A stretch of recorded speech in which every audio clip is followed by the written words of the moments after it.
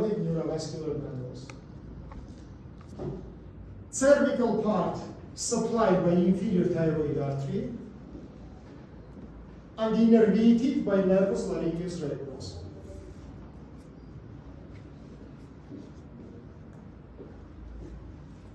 Esophagus. Again, start from the level of C6. It has three portions, as you remember. That is the cervical portion, thoracic portion, which is located in posterior mediastinum, yeah, as you remember. And abdominal, last smallest portion, yeah, which is passed from the diaphragmatical aperture of esophagus and connected with the cardial part of the stomach, yeah. Right, please, the syncope of it. From in front of it, we have the trachea and partly posterior surface of the left lobe of the thyroid gland, because I say it is shifting into the left side. From behind of it, we have the cervical portion of the vertebra. From the sides and in front, we have the same carotid neurovascular bundle. Arterial supplement and innervation, it is same. Inferior thyroid artery and nervus laryngeus rectus. Of course, they supply also by thrombus sympathicus, sympathetical fibers, all these organs, yeah? So I think it is understandable for you. Right, please, name of the next region, it is sternocleidomastoid region. Sternocleidomastoid region. What we should to say about this region, guys? First of all, as you remember, we divide it into two unequal parts, upper 2/3 and lower 2/3. So we make this division by cross place with omohyalic muscle. Upper 2/3 located above this cross place, lower 1/3 located below this cross place. Yeah? Right, please. Sternocleidomastoid region in upper 2/3 has thick, not so much movable and elastic skin. And in lower 1/3 vice versa, skin is thinner, it is much more movable, but again not elastic. Subcutaneous fatty tissue is much more better developed in upper 2/3, and it less developed in the lower 1/3. Content of the fat. We have superficial veins. And the biggest one, of course, it is the external jugular vein. Minute attention to me, guys. As you remember last time I say you that external jugular projected from angle of your mandible till the midpoint of your clavicle, something like this. That's why it is cross sternocleidomastoid muscle from up to down and from medial to the lateral, approximately in midpoint of it. So remember, please, it is cross SCM region, approximately in the midpoint, and pass from the medial side till the lateral side, and directed into the midpoint of your clavicle. Continue, please. This vein in upper 2/3, located between first and second fissure. Inside of omoclavicular triangle, it is perforated second, third, and fifth fascias, and reach the subclavian veins or internal jugular veins or Piragoff venous angle, which is formed by junction, Piragoff's venous angle. What is it? Then the subclavian and internal jugular veins join each other, they forms the angle, which is called the Piragoff's. And from this junction, brachycephalic veins is started. That's why our external jugular can be drained here in majority of the cases. Here, or inside of the angle. That's why all possible situations is possible to see, yeah? But majority of cases into the subclavian. Continue, please. Except this vein, inside of the fatty tissue,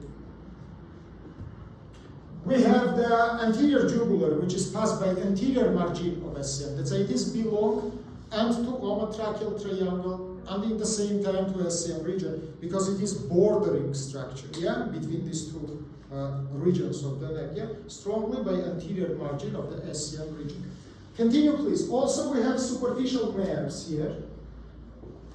All of them come to the fatty tissue from midpoint of posterior margin of SCM muscle. All of them come to the fatty tissue from in the level of midpoint of posterior margin of SCM. That is the branches of plexus cervicalis.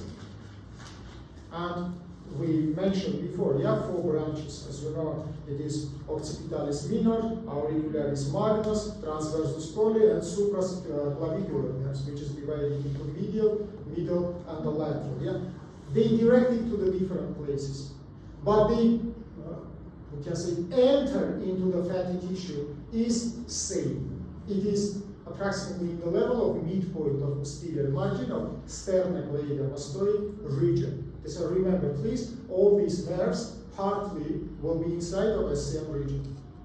Let's continue. Next layer, it is superficial tissue. As you know, it is cover all the neck region, and it forms the capsule for the platysma. But we need attention to it. If this my pen will be my SCM, platysma will cover only middle third of it, not the upper and not the lower portion. Let's say, remember please this attention of platysma and SCM. Platysma cover only middle third of this muscle. In upper and in lower thirds, it was absent. Continue please. Under the platysma, we have second fascia, which is formed the capsule of sternocleidomastoid muscle.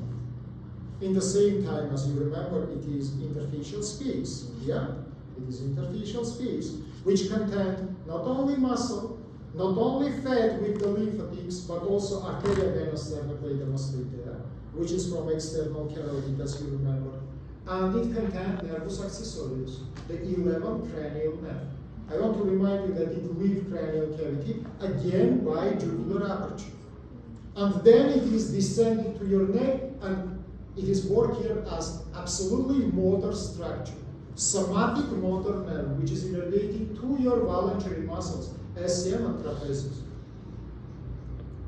Let's continue. Under the second fascia, in upper 2/3, of SCM, we have the 5th one, which is covered deep muscles of the neck. Which deep muscles are these? 3 scalenus muscles, as you remember, anterior, middle, and posterior. It is the long muscles of head and neck.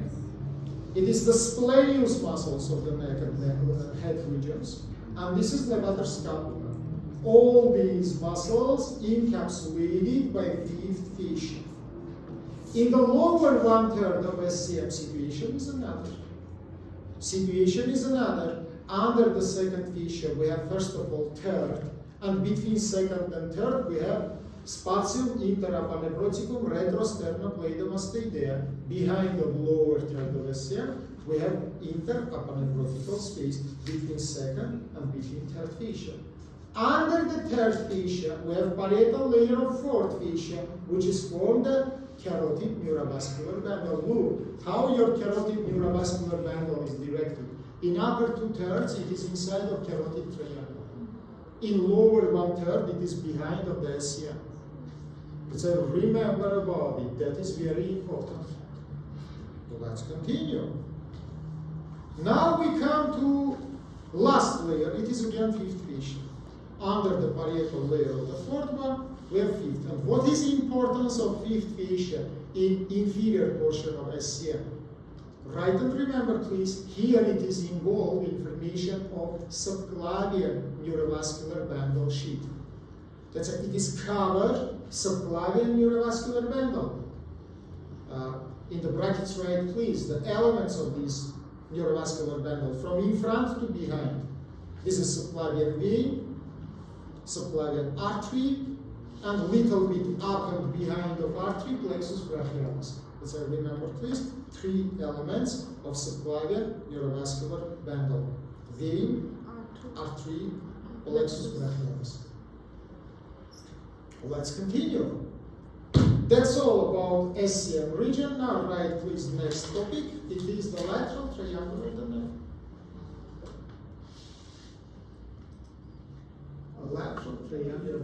by SCM muscle. We divide it into two big triangles. Medial triangle, which is located between two SCM muscles, and lateral triangle, which is between SCM and trapezius.